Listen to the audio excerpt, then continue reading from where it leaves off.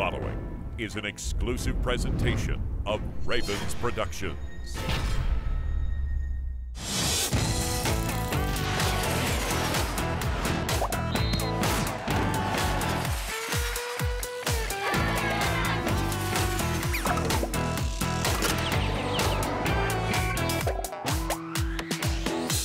What's up, Ravens fans? Welcome into a fresh edition of Ravens Unscripted. As always, coming to you from the Under Armour Performance Center. Well, the Ravens have dropped 3 in a row and now head into their bye week. So plenty to get into here on the Unscripted couch, and that's the plan here over the next half hour. Let me introduce the panel. We have Ryan Mink and Cliff Brown of Ravens Media, and Jarret Johnson back with us, obviously now a voice of the Ravens. A new look for you, but doing it really well. And we'll start, as we often do, with 4 downs.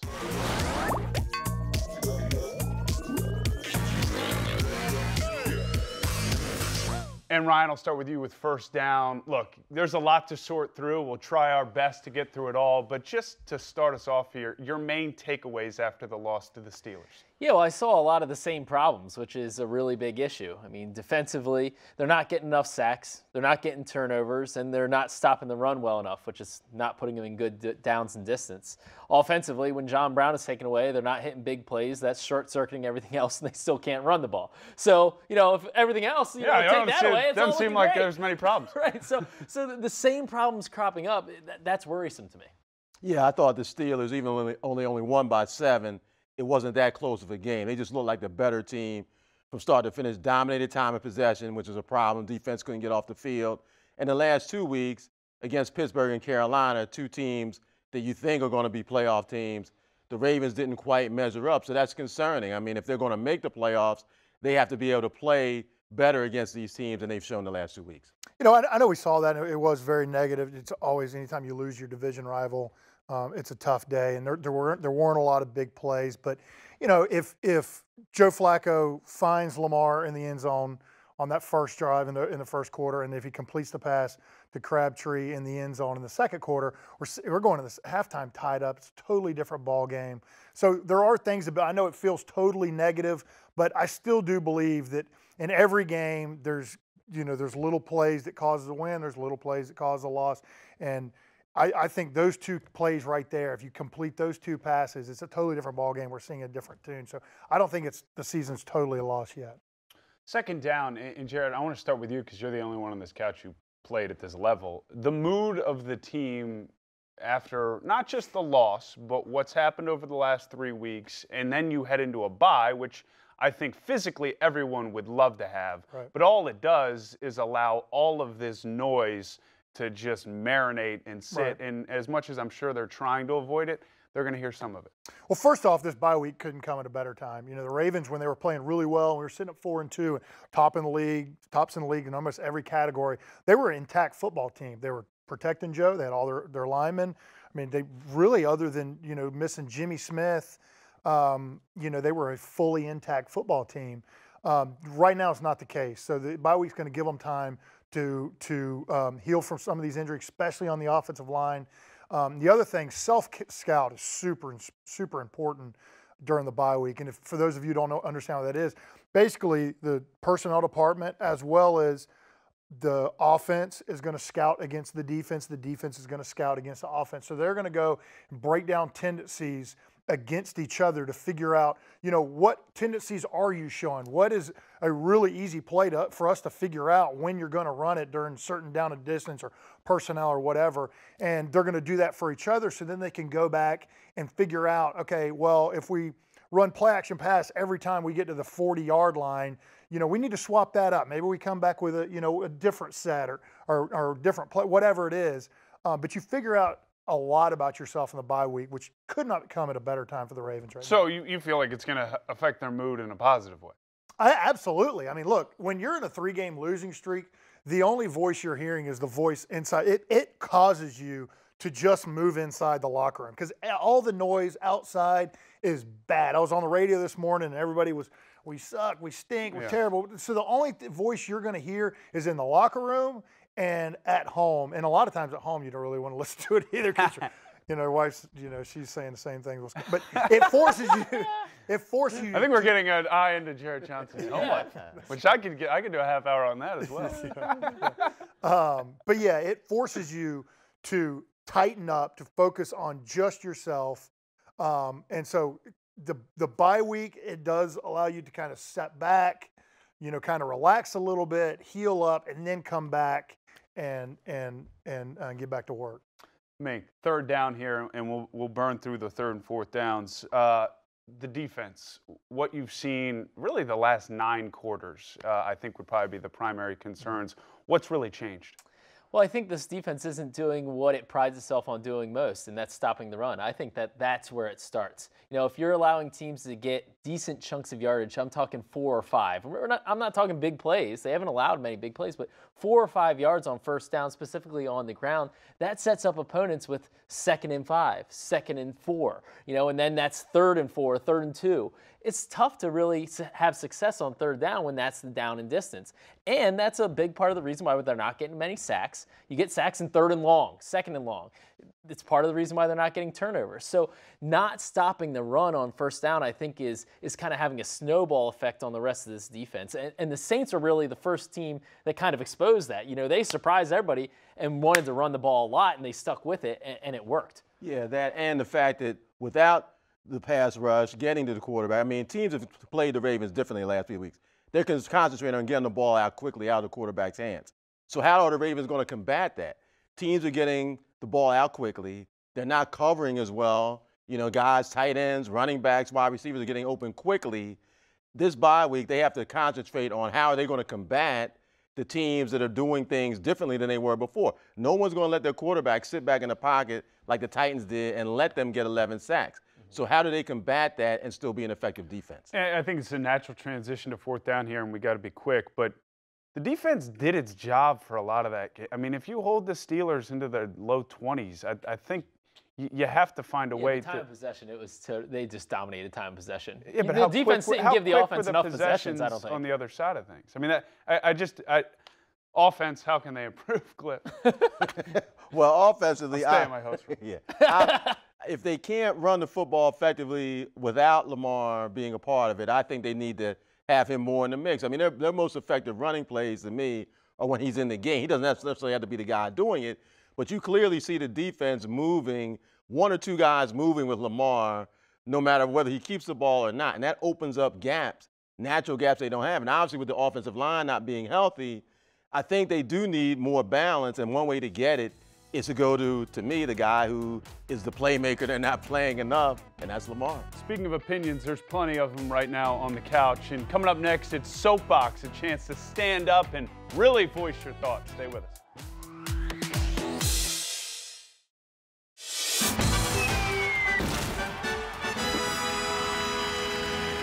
Welcome back to the Unscripted Couch. Time for a fan favorite, or maybe just a Ryan Mink favorite. It's Soapbox. As you can tell, we have some opinions on this show, and this is a chance for the panel here to step up in front of the camera and talk to you for 30 seconds with the most passion they have about some Ravens topic. So, Cliff, why don't you kick us off, bud? All right, here we go, Cliff.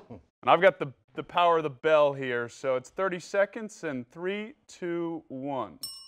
Well, I'm on the soapbox to say I still believe in the Ravens defense. I know people are concerned after the last 3 games, but that wasn't a mirage you saw the first 6 games of the season when the Ravens didn't allow a second-half touchdown and looked like the best defense in the NFL. I think they need this bye badly. They depend on a lot of veterans on their defense. I think they'll come back more rested, more together. They're smart enough to make adjustments, and I believe the defense will be the thing that they can hang their hat on again in the second half of the season. Good work, Cliff. And see, I'm with Cliff, Mink. My point in the first segment was just, I think this defense is gotten beaten up the past few weeks, and the offense not performing. It's one of those situations where it feels like it's weighing on them as well. To me, it's both units aren't playing horribly. Yeah. Both units aren't playing well enough. Gotcha. Is what I think. All right. Well, our best defender on the set here, Jarret, you're up next here on the soapbox. And I think it might be story time with Jarret Johnson. Right, I love so story time. 3, 2, and 1. All right, my soapbox, I have a message for the Baltimore Ravens. The most important thing you can do when you're going through a situation like this, a 3-game losing streak, is to stick together. You have to hold each other accountable. You have to address issues. But most importantly, when you do, you have to stick to each other, stick together. I was a part of myself a 9-game losing streak in 2007. Start off the season 4-2. We had one loss in Buffalo that put us at 4-3. We totally melted, fell apart, and the season was a straight loss from there. A bunch of injuries, a bunch of internal drama. You cannot allow that to happen. Perfect. Right. Well said. It could be a lot worse. Mink? That tees me up. Close it could be us a lot out worse. here. All right. The eternal optimist. What would we do without Ryan Mink? 3, 2, and 1. All right. I know nobody wants to hear this, but it's not over for the Ravens at 4-5. Look, 9-7. I really believe that a team in the AFC is going to get in the playoffs at 9-7. The Ravens can do it. They still have to, first and foremost, beat the Bengals. That game is, I think, a must-win. They win out at home. That automatically gives them 8 wins. They need one more. They have to get that in LA, tough. In Kansas City, tough. Or the last one is in where? Atlanta. Thank you very much, Cliff. Atlanta. So one of those, they got to get one on the road. That's going to be tough. But that's enough positivity out of here. And do it. I agree with you, though. The road game there was. I agree with you. The AFC is such a mess right now after the top 4 teams that it's the best year for this to be happening. There's a lot of fan bases that are really frustrated because their team's around 500. But that's just the way the league is. Yeah. There's some really good teams, and there's a bunch of them that are just right around that 500 mark, and the Ravens are in that pack. That's just the way it is, but teams get in the playoffs that way. And once you get in the playoffs, you just never know. So it's not over. I know it's tough. The schedule looks daunting, but the Ravens can turn this around and still Is it a situation, though, Jarret, where – because I was struck by this a little bit last week, where the vets were open about the math of it all. Yeah. Whether it was, we got to win 6 out of our next 7. We got to get to 10. We'd really like to get to 11. That sort of thing. Is that the norm and something that shouldn't be either concerned about either way about whether you should or shouldn't kind of look ahead at things? Right. Well, I mean, you know, the guys aren't dummies. I mean, especially the ones that have been around a long time. When I was a young guy, first got in the league, I had no idea about. I barely knew who was in our division. I was just trying to get in the next week, trying to stay on the team. And you do that for a couple of years, but once you make the playoffs and you get in, you learn how awesome it is. Then you start kind of paying attention to counting, looking down the road and stuff like that. Now, you just kind of do that on the side. But as a whole, as a player, the only thing you can and should be doing is looking at the next game and your own responsibilities within that particular game plan. Look, the next game is the Bengals, and I think that's the Ravens' chief foe when it comes to the wild card. One of those wild card spots is going to go to a team in the AFC West. There's going to be 2 teams that get in there, between the Chiefs and the Chargers, probably. Who else is going to take that last wild card spot? It's the AFC North. I mean, that's what makes this Bengals game so incredibly important and exciting to spend a week here. Yep.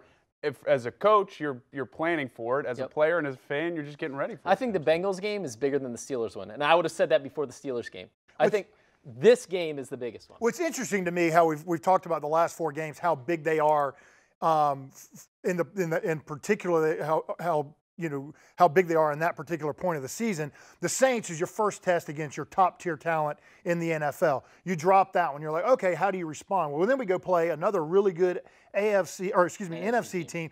Big flop, where you're like, okay, well, now we just got to try to stay on track against a division rival. You lose that one. Now it's also big, but now you're just trying to keep your head above water. And guys, I think this is kind of the focus that a fan base can have during the bye, but players can have during the bye as well. It allows you that time, Cliff, to kind of see the big picture of things. I think sometimes it helps you when you start talking about, hey, we got to run the table. We got to win the 6 out of 7, because I think sometimes players, after they win 1 or 2, maybe you can think things are okay and relax.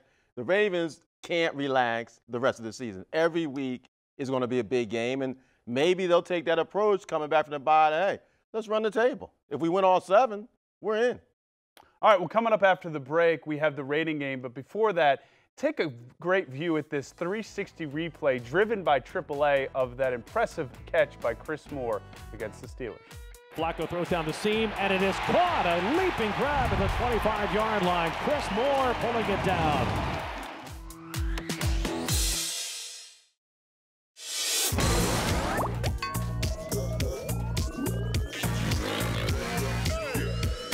Welcome back to Unscripted, the rating game, a staple on the show, a chance for the panel to put a number next to their opinion. Guys, first up, Chris Moore. We saw him in the first half have an impressive catch 1 through 10, I want you to use our trusty tablets here to give that catch a rating, 10 being obviously one of the best you've seen either this season or from Chris Moore, 1 being why are we making such a big deal out of it? He's a pro, he should make every catch. All right, so we get a 7 from Mink, 7 from Jarret, and 9. So you've got it pretty high up on the list, Cliff. Yeah, I think partly because I like to see Chris Moore become more involved in the offense. You're campaigning for him by give him a good score? Right. I do feel like this guy, the Ravens need more playmakers. He's a guy who can make plays. I think he's earned it. He's had to work his way up, doing special teams, not getting a lot of reps. They really upgraded the wide receiving core this year. But I think with people taking John Brown, the big play factor out, Crabtree, he's had his issues at times. They need all the weapons they can get. And I think this guy in the second half of the season, maybe somebody can help them. Yeah, I agree. Next up, Eric Weddle. I thought this was sneaky one of the more impressive plays of the game, not because he returned the punt from Big Ben for 18 yards, but just the presence of mind. That's the football IQ. He was, I think, down close to the line of scrimmage, saw what was happening, sprinted back, made the catch, and got some positive yards. So how would we rate that play as a whole? Again, 10 being the best, 1 being why are we making a big deal out of Eric Weddle. 10 plus from Mink and 8. So let's go with Mink and Jarret here. Your thoughts on Weddle's special teams play? Yeah, I thought it was pretty awesome. I mean, once Ben kind of took a few steps back, you could kind of see that it was going to be a punt. But I thought what was really cool was he went to the exact spot that it landed. Yeah. I mean, you could just run backwards aimlessly, but it was like he knew that Ben was a lefty punter, didn't see that coming, and exactly where that punt would land. I mean, he just went right back. It was incredible. So I don't know if that's because they're best buddies or what it was, but he really read that thing quick. How about you? I mean, it was a heady play by Weddle, of course, but Big Ben has done that pooch punt, several times over the years. And the minute he takes a step back, Weddle watches a ton of film, student of the game, so yeah, smart play. But I mean, it would have been awesome if he returned it for a touchdown. He ran it back. It's like I could have returned. No, I'm just saying, I wouldn't expect anything other than what Weddle did. You know what I mean? All right, last up here, and I think there's going to be probably a range. The percentage of snaps Lamar Jackson should receive moving forward. So we're obviously starting to see his role in this offense increase, and there seems to be a variance of opinion on that. So we've got 35, 15%, and 30%. Cliff, you already mentioned earlier, you want to see more of them. 35 still seems reasonable. Yeah, I mean, I don't think the Ravens need to go crazy with this. And Joe's the starting quarterback in my mind. When Joe is playing well, you ride Joe. But I think it's pretty obvious that their running game takes a huge lift with Lamar in the game, whether he keeps the ball or is a decoy. The defense moves whenever Lamar's on the field. I'd also like to see Lamar throw the ball a little more. Now, he's going to have to throw it well because we've seen a mixed bag, but I think that's when things could really open up if you make him a receiver, if you make him a thrower, use all the skills he has. So I want to see, like John Harbaugh said, more Lamar Jackson. Quickly, guys, put your thought in here. Can we grade your sideline reporting? Because if the Ravens won a game when you've been on the sideline, can we assign a number to this real quick? You want to fuel that flame? Yeah! I had somebody tell me, I don't think the Ravens have been to the playoffs since I was on this show. Yeah. Thanks a lot, Evan. Thanks a lot on the sideline If reporting. I had that much power, I'm going to give that a 0%. The power's all in the hair. That'll do it for this episode of Ravens Unscripted. What a way to wrap it up. Jarret, all of it on you. Hopefully I'll be back next week. Maybe Mink will have other plans. But enjoy the bye week, everybody. We will have a show to preview the second half of the season. Have a great weekend.